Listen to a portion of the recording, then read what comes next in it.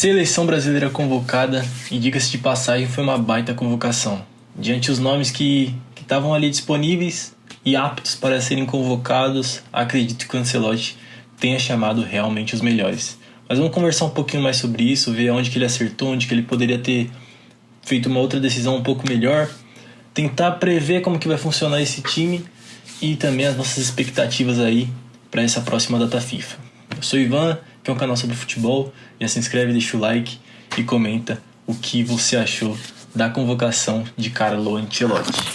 Beleza, vamos começar com os nomes que foram convocados. Goleiros: Alisson, Bento e Hugo Souza do Corinthians. Laterais: Alexandro e Carlos Augusto na lateral esquerda, Wesley e Wanderson para a lateral direita. Já na zaga, ele chamou Alexandro do Lille, que é a primeira convocação dele, inclusive, vem fazendo uma baita temporada na Ligue 1, que acabou agora, e achei interessante esse nome. Beraldo, Marquinhos, Léo Ortiz e Danilo. No meio-campo a gente tem Andreas Pereira, Andrei Santos, Bruno Guimarães, Casemiro, Ederson e Gerson. Já no ataque, ele chamou Antony, Estevão, Martinelli, Matheus Cunha, Rafinha, Richarlison e Vinícius Júnior. Interessante essa convocação do Ancelotti. Confesso que eu esperava muito menos nomes de jogadores aqui do futebol brasileiro. Tudo bem que a maioria que ele chamou é do Flamengo, mas assim, me surpreendeu ele ter mantido o Wesley, ele ter mantido até mesmo o Gerson. Então, gostei disso. Mas vamos por partes. Hugo Souza. Já vem há um tempo jogando bem. Tudo bem que de vez em quando ele dá uma falha ou outra. Acaba sendo ali um jogador que não é 100% confiável. Muitos corintianos ou até mesmo analistas falam sobre as falhas dele, sobre alguns gols defensáveis que ele acaba tomando. Mas assim, eu acho que ele é um ótimo goleiro, está em desenvolvimento e também é especialista em pênalti. Acho que para terceiro goleiro sempre vai ser uma vaga aberta na seleção brasileira. E para mim tem que pegar o que está atuando melhor aqui no Brasil mesmo. Então, acho que dentre as opções é plausível, merece essa chance. E espero que, caso precise ser usado, que desempenhe bem. Já vamos cair para as laterais. Ele manteve Wanderson e Wesley, que foram bem na última data FIFA, por mais que tenha sido um 4-1 para a Argentina. O Wesley é um cara que surpreendeu muito na seleção brasileira, entrou querendo o jogo, mostrando serviço e continua numa boa fase no Flamengo. Caiu um pouquinho de rendimento, mas sim, é algo momentâneo. Wanderson acabou a temporada lá fora, é um cara que eu acho que tem que estar no ciclo para a Copa de 26. Na lateral esquerda são dois nomes que ele vai testar, né? Que é Alexandro de volta, ficou um tempo afastado. Se eu não me engano, não jogou nenhum jogo depois da Copa, mas aí não tenho certeza do que eu tô falando. E quem que era o outro lateral? Carlos Augusto. Carlos Augusto foi testado também, jogou acho que um jogo ou dois, e vem numa boa fase lá na Inter de Milão, por mais que seja reserva.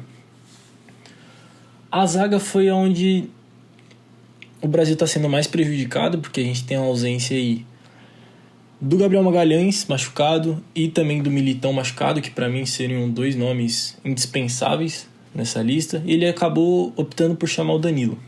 Cara, vou ser bem sincero, não dá mais para chamar o Danilo, véio.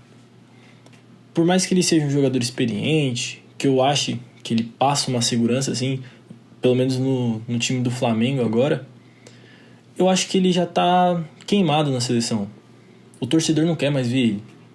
Mas se o Ancelotti entende que ele é um cara que passa experiência, que é bom para agregar o grupo, tudo certo. Se a gente tá se preocupando com o quarto, quinto zagueiro, é sinal que a nossa lista tá muito boa. Os outros zagueiros ali, merecidíssimo. Quero ver o Léo Ortiz sendo testado, que eu gosto muito dele, acho ele um zagueiro muito técnico, como dizem, né, o camisa 10 da zaga do Flamengo. Vai ser difícil ele tomar a vaga do Marquinhos, mas não é nada impossível jogar uma dupla com os dois. Partindo para o meio campo, sinceramente, fazia muito tempo que eu não via um meio campo incontestável. na convocação. Não é querendo pagar pau pro Ancelotti, nem nada, mas fazia muito tempo que eu não via uma convocação onde o meio-campo não tinha nenhuma dúvida. A gente tem ali a volta do Andrei Santos, merecendo muito, a volta do Casemiro, também merecendo muito, não era nem para ter saído. A gente tem outros nomes também, como Andreas Pereira, que para mim tem que estar nesse ciclo para a Copa de 2026. Eu não sei como que ele não está em nenhum time grande da Inglaterra ainda. Então, assim, uma seleção que se mostra ali muito bem equilibrada. E esse meio-campo, esses 3 nomes chegando para agregar, juntamente com Gerson e Bruno Guimarães, que foram unânimes nas últimas datas FIFA. E aí a gente parte pro ataque, que também não tem muito para onde fugir. Gostei da volta do Antony. É um cara que tá merecendo, fez por merecer essa temporada dele. Depois que ele chegou no Betis, transformou o time. Colocou o time aí numa final de Liga Europeia, o que nunca tinha acontecido antes. Volta do Richarlison. Eu sou um cara que eu sou muito fã do Richarlison, pelo fator amor à camisa. Esse cara, quando ele tá em campo pela seleção brasileira, ele parece um de nós jogando lá. O que é muito raro de ter hoje em dia. Mas eu acho muito contestável essa convocação dele. Por mais que o Ancelotti conheça ele muito bem, que a melhor fase da carreira do Richarlison tenha sido com o Ancelotti lá no Everton, em 2021, eu acho que o momento não era do Richarlison agora. A gente tem outros jogadores, como o Yuri Alberto, que acabou se lesionando, talvez até fosse o nome para a lista. A gente tem o Pedro, voltando de lesão de LCA, o Endrick acabou machucando também. Mas a gente tem o João Pedro no Brighton, que hoje vive um momento melhor que o do Richarlison. A gente tem outros centroavantes, até aqui no Brasil mesmo, que podem acabar competindo por essa vaga. Eu acredito que o Richarlison seja um cara de confiança do Ancelotti. Ele é um cara ali que o Ancelotti já conhece, sabe como trabalhar. Então acaba que facilita o trabalho do treinador. Mas o momento também dele não é péssimo, não é horrível. Ele fez uma ótima final de Europa League, mas ele vem jogando muito mais como ponta no time do Tottenham do que como centroavante de fato. Porque ele é um cara que recompõe muito, que ajuda o time no pulmão mesmo, correndo, esforço físico e tudo mais. Então acabou que ele foi caindo para a beirada. E do mais é isso. De nomes contestáveis, assim, na minha visão, Danilo e Richarlison. Para mim esses são os nomes contestáveis do time convocado pelo Ancelotti. Agora eu queria ressaltar uma coisa aqui, falar sobre a ausência do Neymar, que é algo que foi... Eu sinceramente eu esperava que ele fosse convocar o Neymar, mas ele até explicou na coletiva que ele não chamou o Neymar pelo simples fato do Neymar ainda estar voltando da lesão muscular na coxa, ainda tá ganhando ritmo de jogo, fez 2 partidas só agora, jogando ali 20, 25, 30 minutos em cada. Então assim, bom que ele entendeu que o Neymar precisa de calma. E acho que até o próprio Neymar entende isso, que não adianta nada pular etapa agora e se machucar de novo. Melhor fazer um processo de recuperação um pouco mais conservador e se guardar pro processo gradativo ali e chegar no mais alto nível físico que ele pode até o momento. Como que vai ser esse time? Ou pelo menos como que eu acho que o Ancelotti vai escalar esse time. Eu acho que ele vai jogar o time num 4-3-3 ali, ou até mesmo um 4-2-3-1, que é uma variação do 4-3-3. E eu acho que ele vai com o Alisson no gol, porque dos disponíveis é o melhor, é o que sobra. Sim, sobra no quesito não que fica de fora, mas que sobra de qualidade. Aí na lateral direita, ou ele vai com Danilo, para ter um lateral mais preso, ou com Wesley. Não acredito que ele vá usar o Wanderson nesse momento.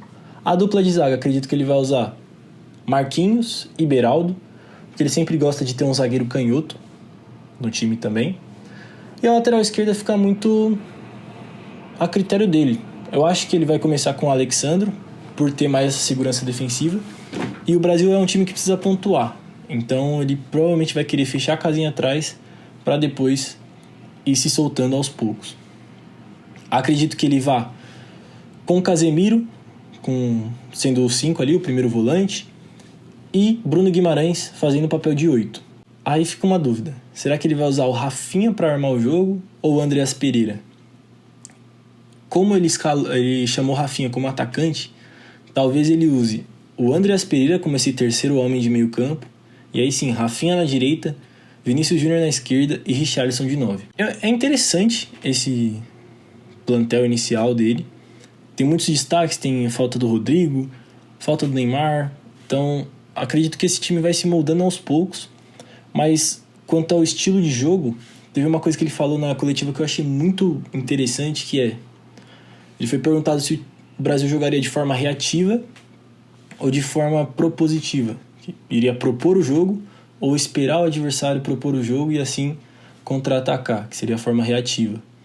Ele falou assim, é claro que o que todo mundo quer é ter a posse de bola e construir as jogadas, mas eu vou me adaptar ao que o jogo pedir. Então, por exemplo, tá ganhando de 2-0, tá acabando o jogo, 1-0 tá acabando o jogo, vamos jogar de forma reativa, vamos esperar um pouquinho mais, precisa do resultado, vamos pegar a bola, vamos propor o jogo, vamos rodar essa bola, que é algo que o Real Madrid fez e faz... Faz não, né? Porque ele saiu. Mas que fez muito quando ele era o técnico do time. Então, assim, achei legal que ele não teve a vaidade de falar assim, não, o meu time sempre vai propor o jogo, sempre vai jogar com a bola no pé. Não, ele falou, a gente tem que se adaptar às situações do jogo. Tanto é que se a gente tivesse jogado de forma mais reativa contra a Croácia, talvez a gente tivesse passado para aquela fatídica semifinal. É a esperança que falta, muitas das vezes, pra gente. A gente vem de técnicos que são bons, Fernando Diniz, Dorival, mas que não conseguiram consolidar um trabalho firme. E talvez a vinda do Ancelotti seja muito maior do que só o que ele pode proporcionar do futebol. É uma esperança de realmente ver o Brasil no topo de novo, ou pela primeira vez, né? Como não assisti o Brasil ser campeão da Copa do Mundo. A bateria da câmera acabou, tive que trocar pro celular aqui. Mas a forma como isso gerou aquela angústia, não angústia, mas aquela ansiedade do anúncio dele, desde a forma que foi feita. O Ancelotti veio em 2024, o Ancelotti não veio em 2024, e aí a gente passou 23, 24 esperando ele, para ele chegar nesse momento agora que o Brasil precisa de um salvador da pátria, vamos dizer assim. Foi algo que não que me emocionou, mas que me arrepiou, assim. Eu assisti a apresentação dele um pouco arrepiado, assim, meio que tipo, agora a gente tem uma esperança, sabe? E eu espero que isso se concretize, porque ele é um cara que tem um nome, ele é maior que qualquer jogador ali da seleção brasileira. Então eu espero de fato que isso se concretize e que ele possa, sim, colocar o Brasil no topo de novo. Mas eu quero saber de você agora. Deixa aqui nos comentários qual crítica você tem a fazer sobre essa convocação, qual sugestão um nome que você gostaria de ver na seleção agora, como você acha que o Ancelotti vai armar esse time e o que você espera de Ancelotti na seleção brasileira. Fechou? Já aproveita também, deixa o like, se inscreve no canal, que aqui a gente fala sobre futebol e troca aquela ideia da hora. Fechou? Valeu!